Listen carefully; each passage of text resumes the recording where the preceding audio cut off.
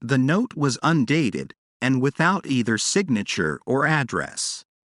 "There will call upon you tonight, at 7:45, it said, "a gentleman who desires to consult you upon a matter of the very deepest moment. Your recent services to one of the royal houses of Europe have shown that you are one who may safely be trusted with matters which are of an importance which can hardly be exaggerated. This account of you we have from all quarters received. Be in your chamber then at that hour, and do not take it amiss if your visitor wear a mask." "This is indeed a mystery," I remarked. "What do you imagine that it means?" "I have no data yet. It is a capital mistake to theorize before one has data. Insensibly, one begins to twist facts to suit theories, instead of theories to suit facts." "But the note itself. What do you deduce from it?" I carefully examined the writing and the paper upon which it was written. "The man who wrote it was presumably well-to-do," I remarked, endeavoring to imitate my companion's processes. "Such paper could not be bought under £0.50 a packet. It is peculiarly strong and stiff." "Peculiar. That is the very word," said Holmes. "It is not an English paper at all. Hold it up to the light."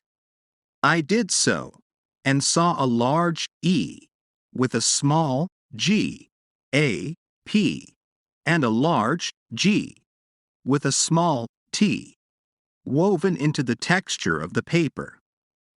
"What do you make of that?" asked Holmes.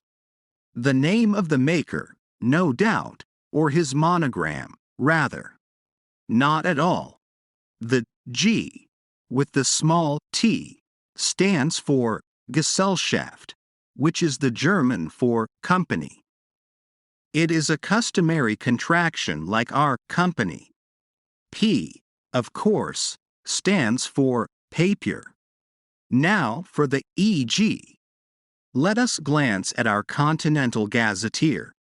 He took down a heavy brown volume from his shelves. Eglonitz. Here we are. Egria. It is in a German-speaking country, in Bohemia, not far from Carlsbad. Remarkable as being the scene of the death of Wallenstein, and for its numerous glass factories and paper mills. Ha! Ha! My boy, what do you make of that?" His eyes sparkled, and he sent up a great blue triumphant cloud from his cigarette. "The paper was made in Bohemia," I said. "Precisely. And the man who wrote the note is a German. Do you note the peculiar construction of the sentence? This account of you we have from all quarters received.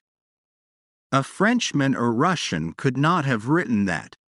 It is the German who is so uncourteous to his verbs.